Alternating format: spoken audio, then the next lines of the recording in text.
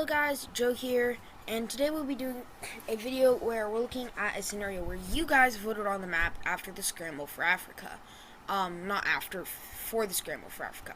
If you do end up enjoying today's video, please like and subscribe as we're trying to reach 100 subscribers by March. I did extend the deadline for the new year because it's past that. This is the New Year's special, and before we start the video, well, I'm going to point this out, but only do it after you're done fully watching the video. There is a form in the description that you can vote on the peace treaty after World War I. So go check that out, and we will jump right into today's scenario. Now, I'm not going to fully go over what you guys did with this peace treaty, but there are some pretty important things, like Britain, for example, is a very small colonial empire. Britain and Portugal have unmanageable colonies here. Austria-Hungary owns Madagascar. The Netherlands got South Africa. France is very large. They got a lot of it. You guys really like France. Nigeria and Mali are both independent. Ethiopia expanded. And Italy is also pretty large. They didn't get Libya, but they got pretty much everything else they want, except for Ethiopia. But we'll go right in.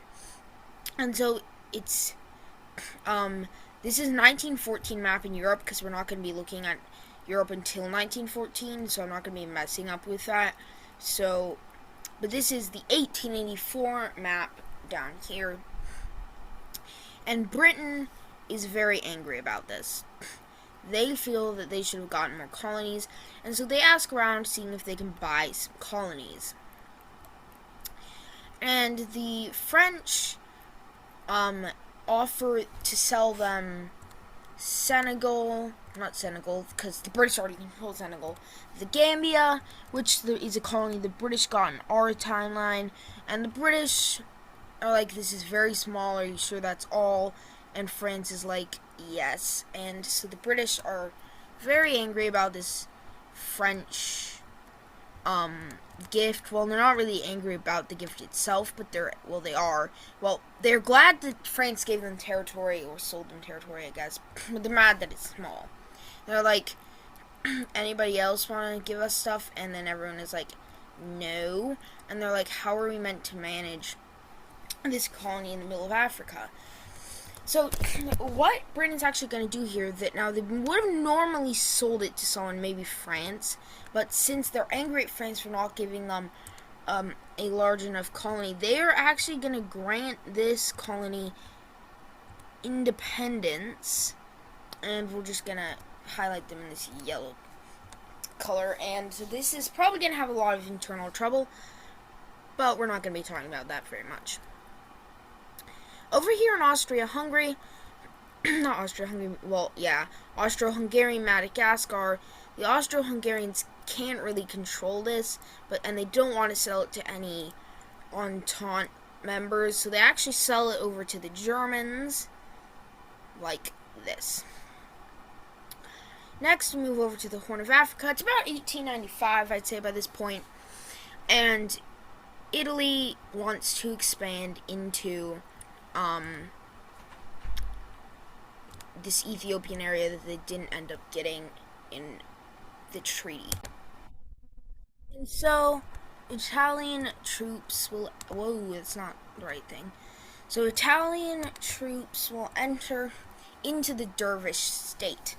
Now, they happen to do this at the exact same time that a certain country named Ethiopia was sending troops into the Dervish state, which is which was that brown country that was here a couple seconds ago. And so they fire on some Italians, and a war has begun. Now, Ethiopia will do good at first, and they will actually manage to kick the Italians out of much of Eritrea. However, Italian aid to the Italians is flooding through the Suez Canal, which they control, flowing, not flooding, and so they eventually are able to mostly overpower the forces of the Ethiopians. Now, of course, the Ethiopians still have pretty powerful defenses being put up, as we saw in our timeline, they were pretty able to beat back the Italians, but the Italians will nonetheless manage to take over much of the coast, and they agreed to a peace treaty with the Ethiopians, and we will take a look at that now. And this is the peace treaty. Now, Italy knew they couldn't fully annex Ethiopia because of, they didn't fully win the war, but they annexed all these territories, and Ethiopia no longer has a coastline. And they also annexed the Dervish state, and these, in our timeline, British and French areas. Now, as we approach 1914, it's about 1918, this is happening like less than a year after the thing. I just forgot about it. Forgot to make it happen. But Malawi will be granted independence by the Portuguese because nobody really wanted to buy it. They saw it as worthless. And so Portugal just granted independence. And Portugal's probably very angry because they had to let go of all the outposts that they controlled in our timeline, including Angola and Mozambique. And then they got Malawi, which they didn't even have a coastline for, so probably very angry. But it's now about 1914, and World War I starts up over here in Europe. Now, sorry about the cutoff. This is Africa focused, okay? Italy, by this point, is kind of like not drifting, not on either side, so they don't support either. They left the Central Powers by this point, but they didn't join the Entente. So, Austro-Hungarian, why did I draw them Montenegro? Austro-Hungarian troops will enter into Serbia, causing what we all know, blah, blah, blah. This, yeah. So, Europe will break out into war. Now, Germany will do what they did in our time, the Schleifenplan. They'll take Luxembourg and enter into Belgium. And Belgium is like, Britain, protect me. But Britain does not respond. And that's because Britain has a different plan. While this war is going on and everyone is distracted, British troops enter into French colonies in Africa, effectively putting Britain on the Central Powers side. Italy, having territorial ambitions on Libya, immediately declare war on the Central Powers, joining the Entente, and their forces will enter into and take Libya because, honestly, Libya wasn't going to put up much of a fight.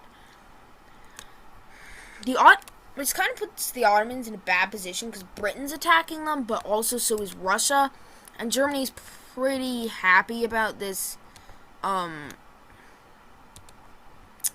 new British allies, so they don't support them, and the Entente doesn't support them because Russia's attacking them, so the Ottomans are basically on the third side here. The Italians will launch minor invasions of them through Egypt, but these mostly fail. Well, not fail, they stalemate. The British will also launch invasions via Cyprus, making Cyprus a very important war goal for the Ottomans. Though they're not sure they are going to live to fulfill any of their war goals, even if there's no possible way they win. Italy will also launch an invasion of Ethiopia, effectively putting them on the side of the Central Powers, even though they don't last very long to be on the Central Powers side. France will sweep British Cameroon, and they'll also enter German Gabon, and Belgium, who's currently unable to support their colonies, will have the Belgian Congo, as well as Belgian Cabinade, or whatever, seized by them. French troops will also enter into the independent state here, which is basically in chaos, and yeah, it falls. So does Malawi. And the Dutch do that. Yeah. The Dutch take over the remainder. And the French also not besiege, they also take Madagascar. And zooming out, we can see, as well as this, and also this. And zooming out, we can see that there are only 3 European colonial empires, and France owns most of the continent. France will take, there's 4, I forgot about Spain. France will take advantage of their new position and take over both Mali and Nigeria to much fighting. I just am not keeping that on here. And Spain will sell their colony. Italy is kind of worried about this ginormous empire that is arising out of Africa, now that the French control basically the entire continent except for the north and south, which is controlled by the Italians and the Dutch. Due to this, the Italians and the Dutch will make a secret alliance, but it doesn't do anything right now. It's for protection purposes later if France tries to take their colony. Italy will enter into Austro-Hungarian territories, and Bulgaria will join on the side of the Entente, actually, as they think that the Central Powers are going to lose with all that French might coming from Africa, but they also want to take Constantinople. So they do. The Serbians and Montenegrins unite their front, and they are able to push against Austria-Hungary, while Romania also joins the conflict. The Russians pour into Austria-Hungary as well, and the Austro-Hungarians begin pulling out of their troops from the German front to help with this. And then everyone is like, hey France, why aren't you helping with our ambitious invasions? And then France is like, haha, because I am going to do something else. And everyone's like, but what is that? And they're like, sorry, I can't tell you because it's secret. And they're like, but Germany's crushing you. And they're like, I know, I'm going to stop that in a second. But Paris will actually fall to the Germans. However, the Germans are forced to set up more defensive positions due to Italian reinforcements, as Italy is basically carrying the French front now, because the French are planning for something else. And that something else will come with the French landings in several positions across southern England. The French will zoom across this territory, and they will take London, causing the Brits to surrender. However, the Brits are not the only ones to surrender. Wait, no. Well, the Irish, upon the British surrender, will secede, declaring an independent state, and they will declare a Celtic union with the Welsh, who are given considerable territories. And, the French, now with England out of the war, pours across the plain into Germany, and they will take Munich, and the war will be over, and we will take a look at that peace treaty. And here's the peace treaty. Italy gains Libya, and France gains all of Africa, except for Italy and Dutch colonies. Italy gained Ethiopia, Dutch gained Botswana. The French, interestingly enough, turned Zambia, Malawi, Nigeria, and Mali into puppet states instead of full-on control zones. As we can see, Bavaria and Baden-Württemberg has become a French puppet. Sorry, I probably just butchered that, but France gains Cornwall, the Irish gain Wales in a new Celtic union that's formed. The Brits barely exist. Oh, I forgot something. There we go. Italy gained some expansion. Due to the war being shorter, Austria-Hungary actually still gets to exist. Yugoslavia expands, while Serbia expands and becomes Yugoslavia. The Romanians expand a little.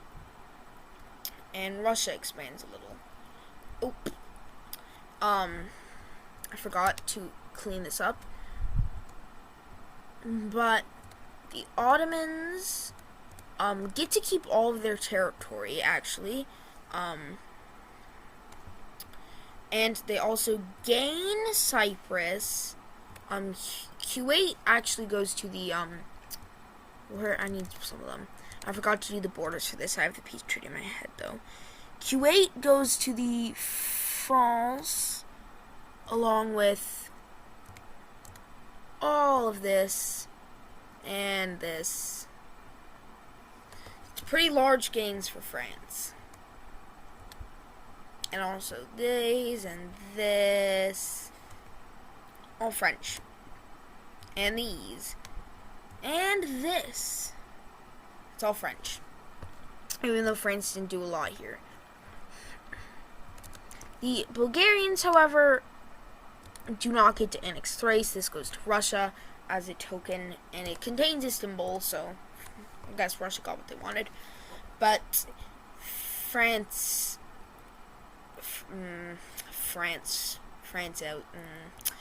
owns everything.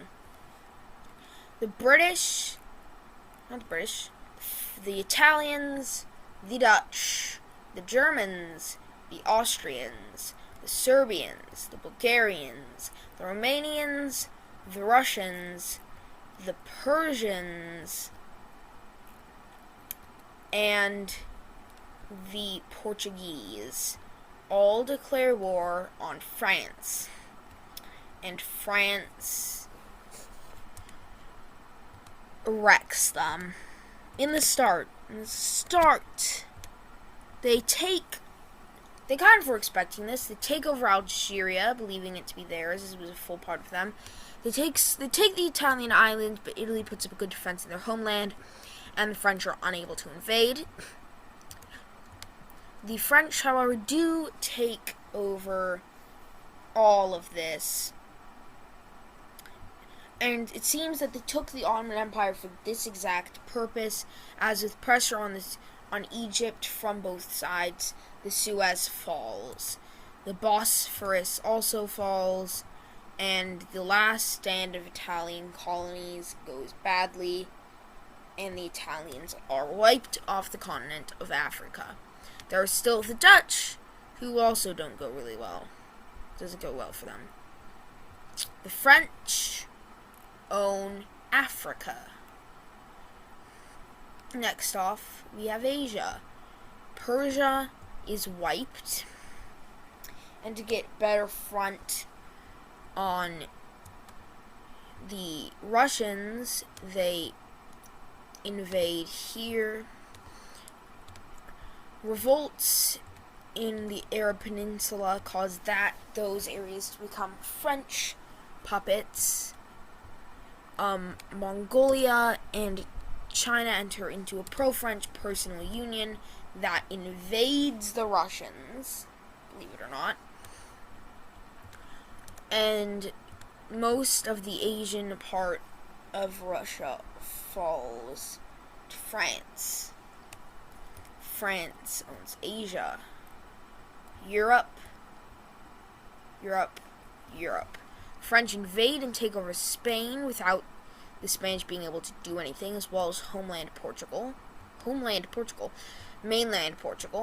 They take out the Germans and the mainland Dutch, as well as the Austro-Hungarians. They open up a front on the Russians. The Romanians are invaded, the Yugoslavians are invaded, the Bulgarians are invaded. And the last stand of Italy causes their fall, and the Russians fully capitulate. France owns Europe. The British Dominion of Canada is annexed directly into France to stop revolts. France owns North America. French invasions land across Brazil, taking out the land area. France owns South America. France doth now own the world. If you did happen to be up enjoying today's video, please like and subscribe, and I will see you next time.